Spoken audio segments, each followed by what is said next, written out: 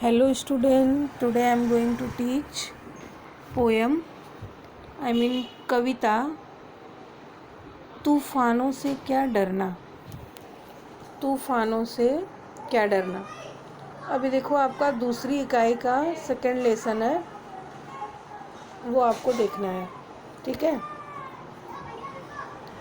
अभी हम आगे देखते हैं, इसका परिचय देखेंगे। पहले हम परिचय में क्या लिखा है कि शिखा शर्मा प्रसिद्ध कवित्री मानी जाती हैं। शिखा शर्मा क्या मानी जाती हैं? प्रसिद्ध कवित्री मानी जाती हैं। और प्रस्तुत कविता में मनुष्य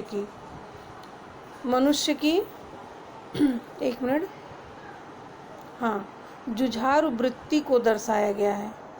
किसको दर्शाया गया है बच्चों? जुझारू वृत्ति को दर्शाया गया है। इनकी जो लेखिका हैं ये शिखा शर्मा, मैं आपको दिखाती हूँ। ये देखिए, ये है शिखा शर्मा, ठीक है, ये इनका नाम है। अभी हम आगे देखते हैं बच्चों कि तूफानों से क्या डरना, इसका मतलब क्या है। इसमें लेखिका ने क्या बताने की कोशिश की है, इस पोयम के जरिए आपको क्या सीख देने की कोशिश की है, वो चीज़ पे हमें फोकस करना है, ठीक है। अब देखो, सबसे पहले हम देखेंगे कविता का परिचय। कविता का परिचय में क्या बताया गया है बच्चों? कविता का परिचय में ये बताया जा रहा है, अब देखिए, तूफानों से क्या डरना है ना। अब ये लगेगा ना कि बहुत बड़ा तूफान आने वाला है, उससे हमें क्या डरना चाहिए। तो ऐसा नहीं है। तूफान अलग अलग तरीके का होता है, ज़रूरी नहीं है कि जो आंधी तूफान आता है वही वाला रहे, है ना। लाइफ में भी बहुत सारे तूफान आते हैं, ये उनकी भी बातें कर रही हैं। तो ये बता रही है कविता के माध्यम से कि इस कविता में बोल रही, इस कविता में मतलब बताया गया है कि हमें सभी के साथ प्यार से रहना चाहिए। इस कविता में हमें क्या सिखाया जा रहा है कि हमें सभी लोगों के साथ बड़े ही प्यार से रहना चाहिए। और हिम्मत के साथ मतलब कि हमें किसी भी चीज़ पे क्या रहना चाहिए? डटे रहना चाहिए। और हमें सब लोगों के साथ क्या रहना चाहिए? प्यार से रहना चाहिए और हिम्मत से डटे रहना चाहिए। तो हिम्मत से क्यों डटे रहना चाहिए, ये मैं आपको बता रही हूँ। अब देखो,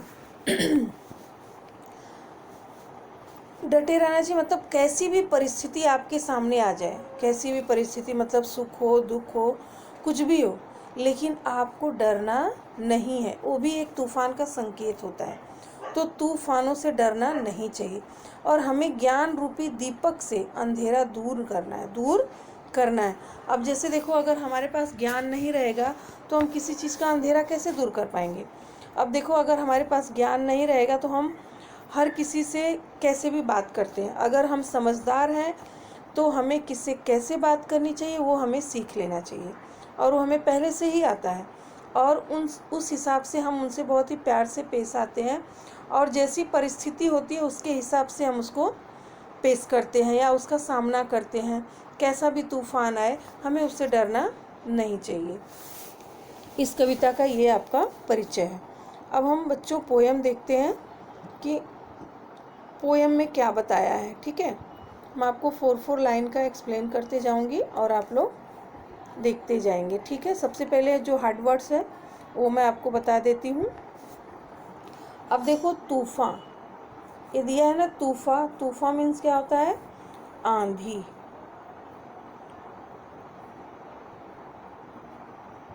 ये हुआ आपका आंधी। और देखो, इसमें क्या बताया गया है? आंधी तो है, और इसका अर्थ क्या है? उतार चढ़ाव। जैसे कि कभी सुख होता है तो कभी दुख, ये होता है जिंदगी का उतार चढ़ाव। अब देखो, अब इसमें क्या दिया है? तुलिका, है ना। ये देखो, तुलिका है।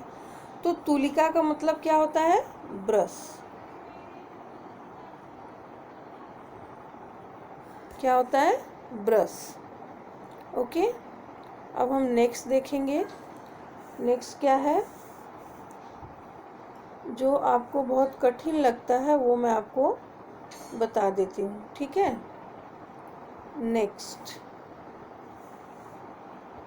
अभी नेक्स्ट मैं आपको बताऊंगी इसमें से बहुत। अब देखो जियो हंसकर, जियो का तो आपको पता ही है, तो इसमें इतना बहुत इजी इजी है, ये तो इतना खास नहीं है।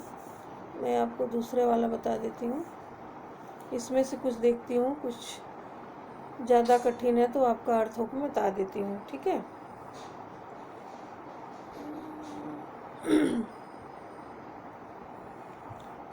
इसमें तो सब इजी इजी है, सब इजी है। अभी नेक्स्ट में देखते हैं क्या है नेक्स्ट। हाँ देखो, आत्मज्ञान, ये थोड़ा सा आपके लिए टफ रहेगा। आत्मज्ञान, आत्मज्ञान मतलब स्वयं का ज्ञान, अपने आप को जानना। स्वयं मतलब खुद का ज्ञान, मतलब, और दूसरा अर्थ है अपने आप को जानना। अब देखो, एक है सत्कर्म, सत्कर्म,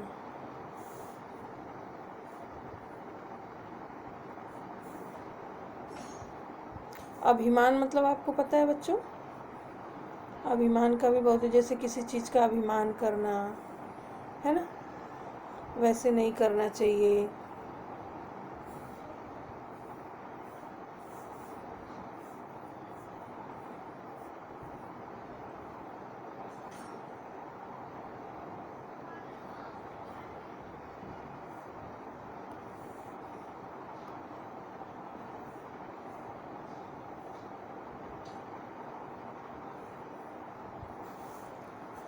देखो ये जो इसमें दिया है बच्चों कि प्यार से सबके साथ रहना, तो जिसके सत्कर्म अच्छे होते हैं वही सबके साथ प्यार से रहता है। सत्कर्म मतलब अच्छा कार्य, अच्छा कार्य करना।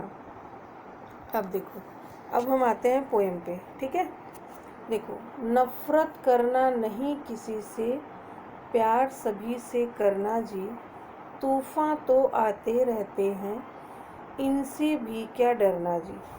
हिम्मत करने वालों को मिलती मदद सब लोगों की, सत्कर्मों की तूलिका से जीवन में रंग भरना जी। अभी देखो, सत्कर्म है ना, सत्कर्म मतलब अच्छा कार्य, ठीक है। ये जो सत्कर्म है इसका मतलब होता है अच्छा कार्य, ठीक है।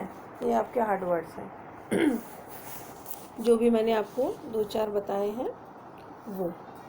आगे भी 1-2 रहेंगे जो डिफ़िकल्ट हो, मैं बता दूंगी। तो इसमें क्या है, नफ़रत करना नहीं किसी से, प्यार सभी से करना जी, तूफ़ान तो आते रहते हैं, इनसे भी क्या डरना जी। हिम्मत करने वालों को मिलती मदद सब लोगों की, सत्कर्मों की तूलिका से जीवन में रंग भरना जी। अभी देखो, इसमें कवित्री क्या कह रही हैं, कवित्री कह रही हैं कि हमें किसी से घृणा नहीं करनी चाहिए, है ना। नफ़रत करना नहीं किसी से, नफ़रत मतलब घृणा भी होता है, कि हमें किसी से घृणा नहीं करनी चाहिए, सभी के साथ प्यार से रहना चाहिए, है ना। प्यार सभी से करना जी, तो सभी के साथ क्या रहना चाहिए, प्यार से रहना चाहिए। आई होप आपको इतना समझा होगा बच्चों। तो इसमें हमें क्या बताया गया है कवित्री ने, कि हमें किसी से घृणा नहीं करनी चाहिए, सभी के साथ प्यार से रहना चाहिए। अब देखो, तूफान तो आते रहते हैं, तो ज़िंदगी में उतार चढ़ाव तो आते रहते हैं, ज़िंदगी में उतार चढ़ाव तो आते रहते हैं। मतलब उनका कहने का मतलब क्या है कि हमारे ज़िंदगी में अच्छे बुरे दिन तो आते रहते हैं, कभी अच्छा रहता है तो कभी बुरा रहता है, कभी बहुत खुश रहते हैं तो कभी सैड रहते हैं, ये सारी चीज़ें तो होती रहती हैं। तो इनसे हमें इनसे डरना नहीं चाहिए। देखो दिया ना, इनसे भी क्या डरना जी, तो हमें इनसे डरना नहीं चाहिए, और हिम्मत करने वालों को मिलती मदद सब लोगों की, और जो लोग आगे बढ़ने की हिम्मत करते हैं, मतलब जिनके अंदर ये गर्स होता है कि हमें आगे बढ़ना ही है, उनकी मदद सब लोग करते हैं। उनकी मदद क्या करते हैं, सब लोग करते हैं, मतलब उन्हें सब लोग मदद करते हैं। और सत्कर्मों की तूलिका से जीवन में रंग भरना जी। अब इसमें क्या दिया है कि अगर हमें अपने जीवन में अच्छे काम करने चाहिए, हमें अपने जीवन में अच्छे काम करना चाहिए, है ना। सत्कर्मों की तूलिका जीवन में रंग भरना जी, तो हमें अपने जीवन में अगर हम अच्छा काम करेंगे तो ऑटोमेटिक हमारे जीवन में रंग भरता जाएगा, कौन सा? अच्छा वाला। जब हम खुश रहेंगे तो समझो कि हमारे कर्म अच्छे हो रहे हैं, हम दूसरों के साथ अच्छे से रह रहे हैं और सामने वाले भी सोचते हैं कि ये बहुत खुश हैं। तो ये जो सत्कर्म है इसको हम कभी भूलना नहीं चाहिए हमें बेटा। तो ये सत्कर्मों की जो तूलिका है इसमें होता है कि अपने जीवन में अच्छे काम करने चाहिए। जब आप अपने जीवन में अच्छे काम करेंगे तो दूसरों के जीवन में भी अच्छे करेंगे। ओके, आई होप आपको 4 लाइन का अर्थ समझ में आ गया होगा। अब हम नेक्स्ट चलते हैं, नेक्स्ट स्टेंजा देखते हैं। हार जीत का खेल है जीवन, देखो हार जीत का खेल है जीवन, खेल समझकर खेलो, जो भी मिलता हाथ बढ़ाकर खुशी खुशी तुम ले लो। जब तक जियो हंसकर जियो, एक दिन सबको जाना जी, तूफ़ान तो आते रहते हैं इनसे भी क्या डरना जी। देखो इसमें कितनी बड़ी बात कही है कवित्री ने, कितना अच्छे से इसका अर्थ अभी मैं आपको बताऊंगी, इतना अच्छा इसका अर्थ है। अब देखो दिया हार जीत, जीवन में हार जीत तो होती रहती है। आपको पता है ना कि जो हमारा लाइफ है, जीवन है, उसमें हार जीत लगी रहती है। अब फॉर एग्ज़ाम्पल आपको ये मैं बताती हूँ कि आप लोग पढ़ाई करते हो, एग्ज़ाम भी देते हो, लेकिन एग्ज़ाम में कभी मार्क्स बहुत ज़्यादा आता है तो कभी बहुत कम आता है। तो ये भी इसका मतलब होता है कि जीवन में हार जीत तो लगी रहती है, जीवन में हार जीत तो होती रहती है। कुछ कामों को सफलता मिलती है, कुछ कामों को सफलता मतलब कि आप कोई काम कर रहे हैं, किसी काम को सफलता मिल जाती है तो किसी को असफलता मिलती है। अब देखो आप इतना सब्जेक्ट पढ़ते हो, किसी सब्जेक्ट में आपको आउट ऑफ आते हैं तो किसी सब्जेक्ट में कुछ भी नहीं आता है, उसमें आप फेल भी हो जाते हैं या बहुत कम मार्क्स आते हैं, ऐसा भी हो जाता है। तो मतलब कुछ कामों में सफलता मिलती है और कुछ में असफलता मिलती है। इनसे हमें निराश नहीं होना चाहिए, इनसे हमें निराश नहीं। अब देखो हार जीत खेल जीवन, खेल समझकर खेलो, और जो भी मिलता हाथ बढ़ाकर खुशी खुशी तुम ले लो, है ना। मतलब हमें क्या करना चाहिए, असफलता जब मिलती है तो हमें इनसे निराश नहीं होना चाहिए और हमें जीवन को एक खेल मानना चाहिए। हमें जीवन को क्या मानना चाहिए, एक खेल मानना चाहिए, मतलब एक खेल समझकर खेलना चाहिए। सफलता असफलता, सफलता देखो हाथ बढ़ाकर खुशी खुशी तुम ले लो, सफलता असफलता जो भी मिले, मतलब अच्छा बुरा जो भी मिले उसे, अच्छा बुरा जो भी मिले उसे खुशी खुशी स्वीकार कर लेना चाहिए, उसे मतलब खुशी खुशी ले लेना चाहिए या स्वीकार कर लेना चाहिए। और जब तक जीवन है खुशी खुशी जियो, इसका अर्थ थोड़ा बड़ा है। और देखो हंसकर जियो एक दिन सबको जाना जी, तो जब तक हमारा जीवन है उसको खुशी खुशी जीना है। ये नहीं कि कभी किसी से झगड़ा कर लिया, कभी सैड हो गए, कभी नाराज हो गए, कुछ भी, ये सब नहीं। लाइफ में अपने हमेशा खुश रहना चाहिए, हमेशा खुश रहना चाहिए। और आगे हम देखते हैं कि अब देखो तूफान तो आते रहते हैं, है ना, और एक दिन तो सभी को ये संसार छोड़कर जाना है, क्योंकि यही जीवन का सत्य है। जो इस दुनिया में आया है, अगर जन्म हुआ है तो मृत्यु निश्चित है। तो यही जो दो सत्य है वही आपको बताया जा रहा है कि एक दिन सभी को ये संसार छोड़कर जाना ही है। जिंदगी में तूफान तो आते रहते हैं, हमें इनसे डरना नहीं चाहिए। जिंदगी में तो तूफान आते रहते हैं, हमें इनसे डरना नहीं चाहिए। अभी हम नेक्स्ट स्टेंजा देखेंगे बच्चों। नेक्स्ट में अभी हम देखते हैं धूप छाँव जीवन का हिस्सा, कभी उजाला कभी अंधेरा, रात हो चाहे जितनी लंबी उसका भी है अंत सवेरा। समय एक सा कभी न रहता, थोड़ा धीरज धरना जी, तूफान तो आते रहते हैं इनसे भी क्या डरना जी। अब देखो, अब इसका अर्थ मैं आपको बताती हूँ और आपको ध्यान से सुनना है। आपको मैंने 2 स्टैंजा सिखा दिया है। आई होप आपको उसका अर्थ समझ में आ गया होगा।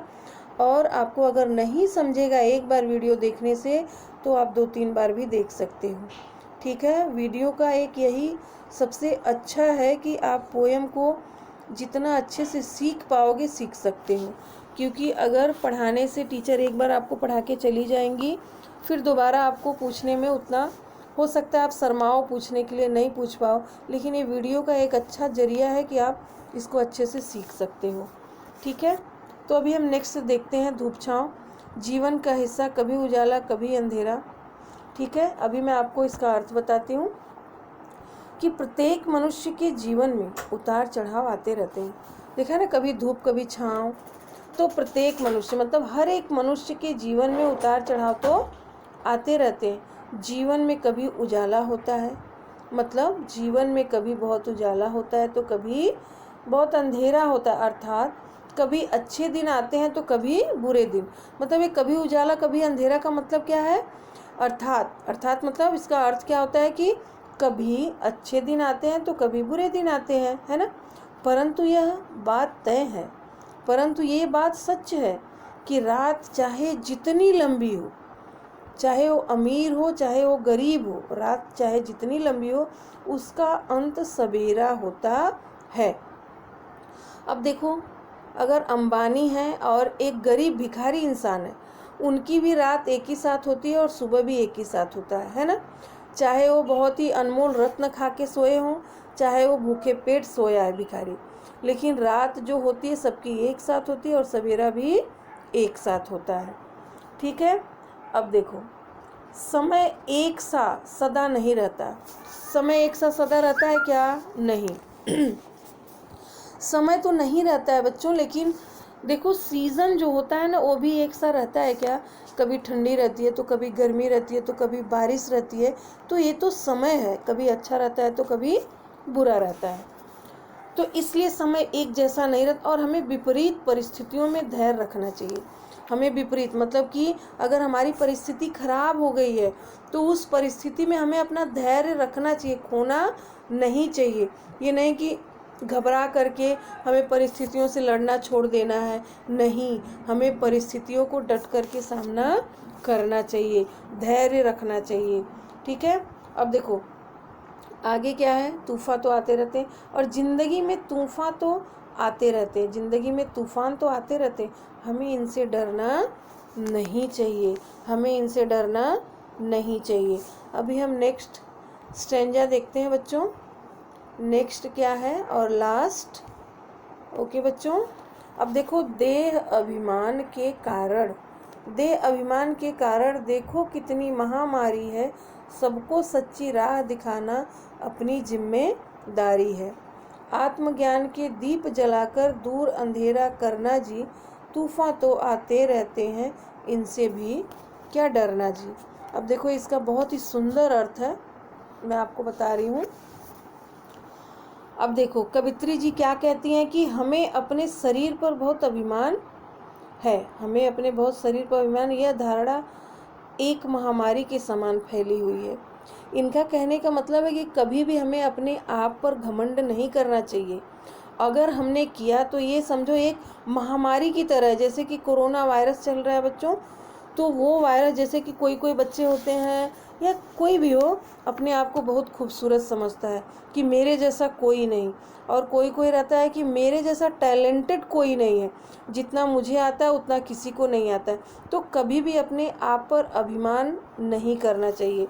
ज़्यादा अभिमान करना बुरे का संकेत होता है। कभी भी सामने वाले को कभी कमज़ोर नहीं समझना चाहिए कि मैं सबसे बेहतर हूँ, वो नहीं है। हो सकता है वो हमसे बेहतर हो, हम बेहतर हैं, ठीक है, लेकिन उसका घमंड हमें नहीं करना चाहिए। कवित्री आपको ये समझाना चाहती है।